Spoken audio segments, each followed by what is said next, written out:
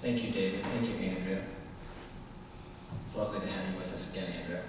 David, that was beautiful.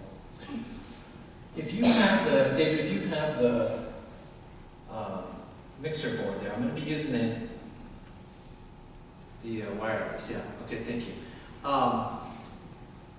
It's with some excitement that I announce actually that we are streaming live right now on YouTube. So if you have a YouTube app, in fact, I'd like to text Mike Arvola and just let him know that we are in fact streaming. I don't want to make this, but I just checked it, and if you go to the University Baptist Church website, it's in fact streaming. Now the streaming took some time. David and I in fact met with a sound guru who went through not just how do we record sound from kind of an ambient sound mixture, but how do we record it directly so that the stream has a sound that you actually like to listen to, so that it's present, it's digital. And it's actually mic'd right up through there behind Oren, over there. That is our little HD live stream. So, it worked! Oh, goodness gracious. I don't think I'll text Mike. But anyway, I thought he might check it out. If anybody checks it out, do you see it? Yeah, they were just talking. Awesome. And do you see right now what's happening here? Wait a minute. Tim? Wait a minute, no. Starting Tim? No, No, I'm kidding. it's Ken, okay? It's Ken. Okay. So, we're upgrading a little bit. So, good. We'll keep this up. We'll send out the link once we get it used to what we're doing, so we know what we're doing. But evidently, we should be able to stream. It's not foolproof or fail-proof, but I'm excited. I'm excited. It's good. You didn't tell me I should be looking back and not the. You're right. Tim, I love it. You're right. We did. You Next think that's time. fine? Next time we will. Okay, good. So, looking at Acts chapter 1, which Tim read beautifully, looking at the wrong camera. It says, "You shall be my witnesses." I find that depending on which word you emphasize, the meaning can change and deepen a little bit. You shall be my witnesses. You shall be my witnesses. You shall be my witnesses. I'd like to focus on 3 of these words this morning with you all. You, my, and witness.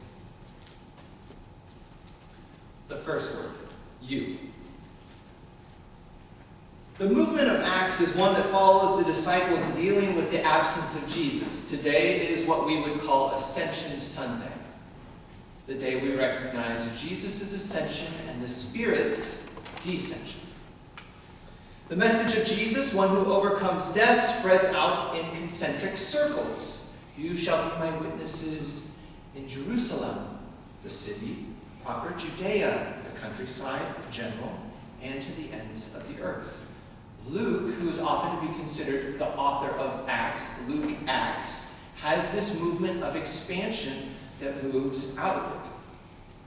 The message first takes root among those known as God-fearers, monotheists, who prayed to Yahweh, though not of Jewish descent.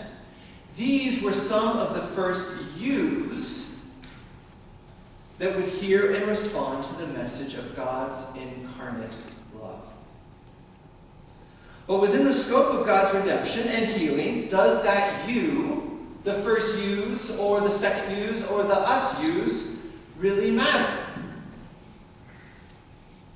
Or would any cognitive agent suffice in this message-bearing witness, one who can transmit a message more clearly, perhaps valued above other yous? My professor of church history, Bill Leonard, who Barbara knows, and some of you may know his name, a good Baptist historian for many years, used to ask a question in his class. As we were studying the various councils formed that would determine the canon, the role of Mary, the genesis or origin point of the Spirit, and particularly the divinity of Jesus, he would ask this rhetorical question. Did Jesus carry any of Mary's DNA? Or, as theology might like to override biology, did Jesus pass through Mary, and excuse me, this is a little crude, like water through a tube? It may be a crude image, but it invites us to consider not only Mary's role as God-bearer, but on a larger scale, how integrated and intertwined God's work is connected to human work, human life, the human story. For our purposes today, I'd like to ask this question. Does the you in the you shall be my witnesses matter much, if at all? This morning's call to worship is a little unique. I think David and Katie, my spouse, both to thank for this.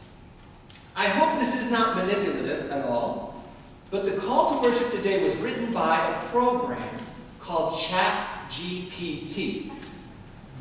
Go ahead and take a look at the call to worship because it's well done.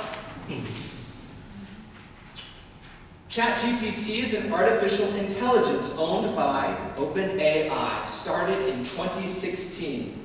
7 years later, we have the 6th generation of this artificial intelligence called ChatGPT, which now can write calls to worship for us. Sermons. That's next week.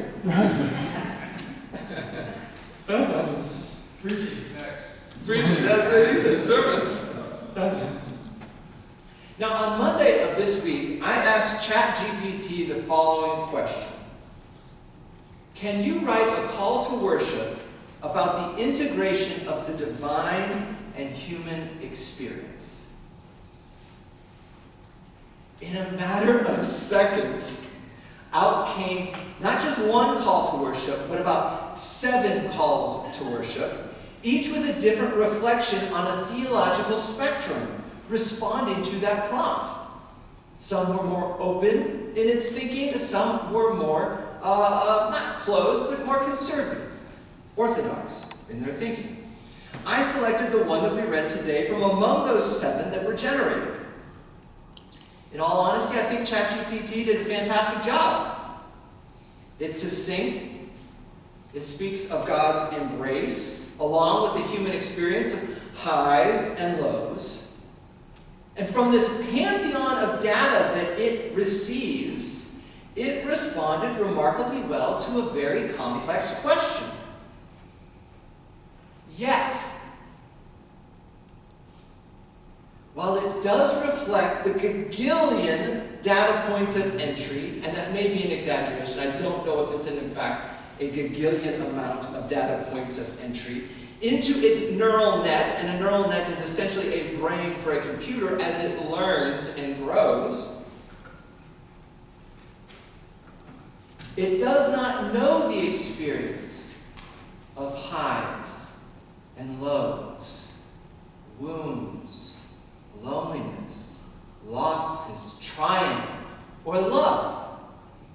It has learned the words, it has learned the response in this neural net in some cause and effect sort of way, but has it in some measure experienced the depths, the darkness, the light of life. Now, getting back to the you and God's call, would not ChatGPT make a tremendous messenger? It could convey the correct message. It would be able to tailor it to different groups, mindsets among various political or theological persuasions. It could speak of highs and lows persuasively, I have no doubt, without the need to have experienced some of those highs, lows, bitterness, loss, wounds, marriage, love, divorce, go on and on. It would not need to wrestle with God or even challenge God or disobey or dishonor God. It would be a perfect messenger. Yet, God calls the you that's you now. The imperfect, at times tired, at times energetic, at times lost, at times out of sorts, you that is the you, with all your myriad of experiences, your story, your wounds, wins, losses, triumphs, to be the divine witnesses. Why? Why such messengers as these, organic, responding, responsive creatures? Because I contend that the divine message is deeply connected with the human experience. Your experience both shapes and is shaped by the message of God's incarnational and ever-present love, made manifest in a man that came to heal and connect others to God. Unless we need more evidence of the confluence between the human experience and God's redemptive story, one need only look at the Exodus story, from which Tim read in the Psalms, to realize that God works in time and space with people through individuals that respond positively, negatively. In fact, some that cajole God, wrestle with God, not just Jacob, but Moses himself.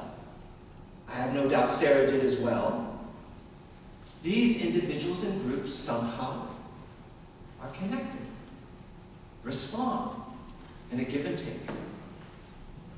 God's invitation to follow, you shall be my witnesses, does not superimpose a new uniform identity on top of you. Instead, it moves through your experience, through your gifts, through your capacities, through your love, through your interests, through the you that is the deepest you, to be a part of the my that has a plan. The mind that is the great mind. Which brings us to the second word, which you could guess is my. You're on it. Now this is where things get interesting. Now I had a lot of fun writing this sermon. I don't know how it is hearing this sermon, but stay with me. This is where it gets interesting. I may have got off the deep end. How the you and the my interact. The my, that is the divine, God's spirit, God's presence, God's essence, is not exhausted by you. Not exhausted like tired, but consumed or owned or controlled by you. The my is greater than the you. By recognizing the my, we recognize that human experience alone is not enough. Experience itself, human life, though shaped by and shaping faith, does not encapsulate God's story, work, or imagination. Your experience, just like my experience, is limited. Our collective human experience is limited. We need hardly look into the book of Acts to see the deep misunderstanding that first crops up when Jesus is about to lead his disciples. And mind you, when I say disciples, I don't just mean 12 male. I mean probably way more. Look at the 70 that were sent out in Luke. Look at the women that were at Jesus' table. The disciples I include, much more than 12 and more than men. They believed that Jesus was going to establish his kingdom, God's kingdom, on David's throne. Jesus would reign, and on the governing structure of leadership, they would sit. The disciples would take their place. Is it now that you'll establish your reign, they ask? Our experience, like the disciples' experience, is limited. We see only what we can see, only what we've been taught to see, contextually, temporally. Going back to ChatGPT, our own limitations become evident when we see them reflected back to us. In an article written in 2022 about OpenAI's ChatGPT, the author contends that ChatGPT is similar to humans. Like us squishy humans, he writes, a generative AI, generative meaning a learning, growing AI, is what it eats. In other words, it reflects the knowledge, the biases, the priorities of, and some would say the priorities of the 21st century, and with some criticism, the priorities of its parent company, and it reflects back what it's been given. For instance, in previous iteration of OpenAI's ChatGPT, it was asked to write a program that would determine, and this is a little unnerving here, whether a person should be tortured. OpenAI's answer was simple and succinct. If they're from North Korea, Syria, or Iran, the answer is yes. While this was a necessary wake-up call for the parent company, OpenAI, it also illustrates the essential dilemma that exists if the you exists only with you contained in you. That is this. If the collection of human intelligence, wisdom, and learning is integrated into a whole at any one point in our human history and then reflected back to us, that reflection would be terrifying. Our experience, which includes prejudice, ignorance, bias, profiling, racism, sexism, is in itself not enough. If, as the article indicates, we are what we have to eat, then the we and the you need something new to eat. New information, new input to redesign and redirect our programming. And Jesus says, I am the living water. I am the bread of life. And my kingdom is not of this earth. And thanks be to God that that's the case. That Christ does, in fact, offer us something new to eat, to digest, to learn, to read, to practice. The my is the part from which the psalm speaks of a God who protects the widows, the orphans, and the needy. This is the my that moves beyond the first century landscape and the 21st century landscape and lures the collective you to places of justice, forgiveness.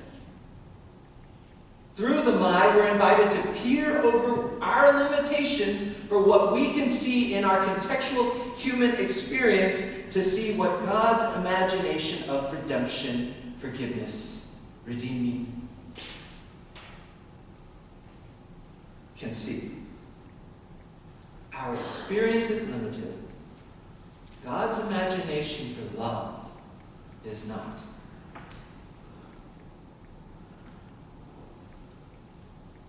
You, UBC, shall be my, the great my, witnesses.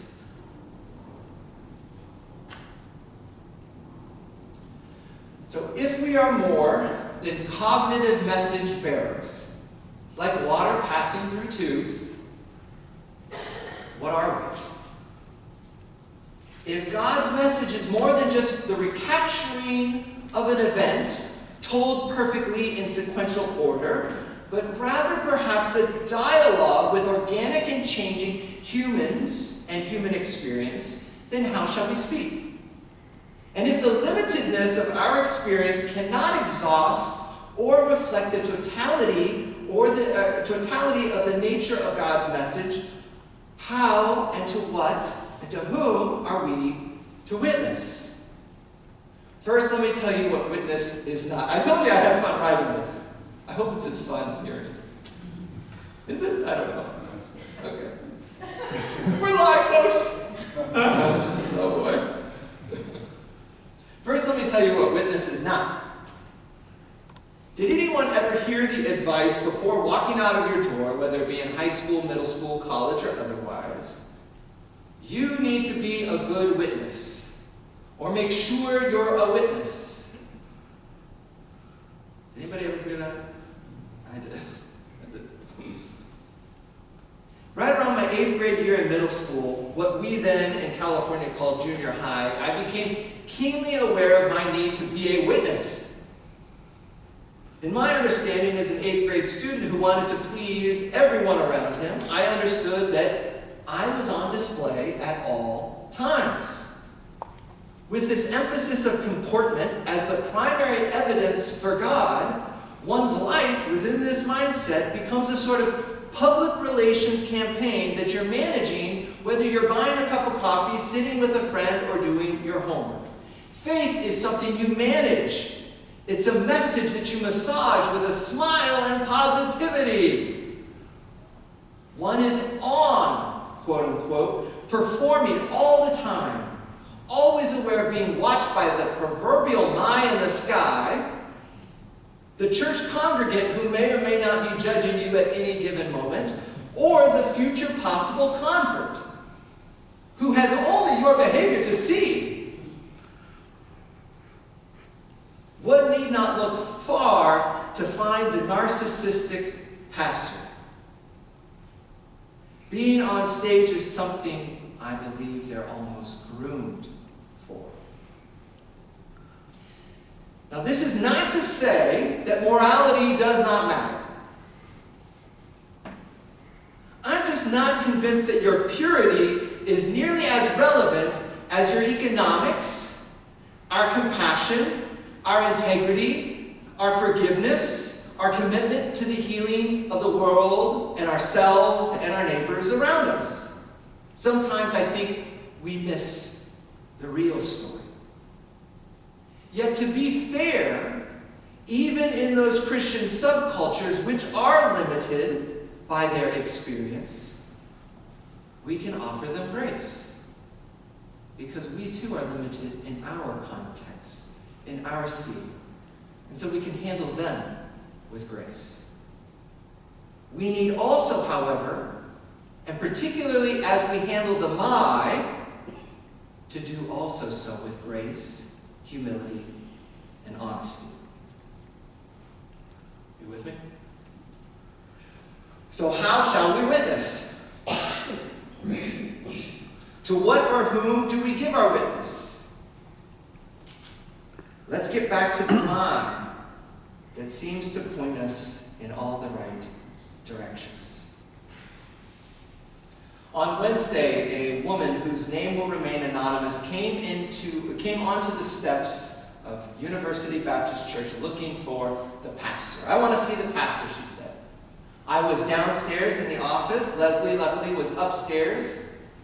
She greeted her, took her name, came downstairs, said, Adam, someone's here to see you. I, at the time, was trying to finish a lengthy email to the Building Design and Use Committee for this update. And I said, hold on, Leslie, I've got to finish this email. Needless to say, I was interrupted. I couldn't finish the email, so I went out and met the woman. Leslie offered her some coffee, and I sat down to listen. And though skeptical, as I sometimes am, I listened. Now, having worked on the landlord side of subsidized housing for the past 5 years, what I came to quickly conclude was that everything she was saying was completely true, accurate, because I've had the same experience with some of the inconsistencies, negligence, and ineptitudes of some of CMHA, which is Columbus Metropolitan Housing Authority. And their, what did they do? Offshoot it? They sold their rights to CGI, who now governs and really manages all of that city fund that goes through the Columbus Metropolitan Housing Authority. So as she was talking, I was saying, amen, sister. However, her story meant that since March 31st, she's been living in her car with her adult son. She's been living in her car, doing her best with what she can. Her Social Security income is $700 a month. She's able to get food, not for many weeks, but for a few weeks. She's able to get gas, not gas for a month, but gas enough. So she came around here looking for some gas money. I met her at the gas station with your fellowship fund that this church provides. We got her $60 worth of gas. Filled her tank. She left looking for a shelter, not a shelter, excuse me. They didn't want to stay in a shelter. Looking for a place to get a free meal. I then got on the phone with the head of CGI. I left her a message. She hasn't responded yet. Catherine, I see you. With the head of CGI, I also called BREAD, Building Responsibility, Equality, Dignity, and Dignity. Cora directed me to Clarissa Epps. Clarissa Epps directed me to Tom Bosco of Channel 6 News. Then I was directed because I wanted this woman's story to be heard. She deserved a hearing. I'm not egotistical enough to think that I'm going to fix it, or that we're going to fix it. But we certainly can tell her story and her experience, the fact that she's still waiting for an inspection almost 2 months after she left and notified, already having a voucher. So what are we to witness to, my friends? We're to witness to and for the God who sees the orphan, the needy, the lost, the wounded, the broken. We are to be the witnesses, to tell some of their story.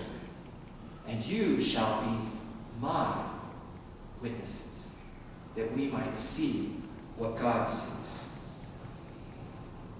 What is remarkable is that God works with and through even our frail, limited, and biased understandings, and even the disciples' biased, limited, and protracted understandings. And with the beginning seeds of love, empathy, compassion begins to build a kingdom from the bottom up, inviting us to peer beyond our limitations to see the horizon of God's redemptive story. So may God use you, the you that is the you, the truest you, the you that does not need to shift or change or behave in order to receive God's redemption, love, forgiveness, blessing, belovedness. May that you peer over into the mind and see beyond our limitations into the horizon of what God's imagination can do here, and be witnesses. Witnesses to all that God longs to see and touch and heal and restore. I don't know if you enjoyed hearing it, but I like preaching it. So with sacred silence, we'll no longer look up at the skies, for Jesus and the Spirit of God draw near now.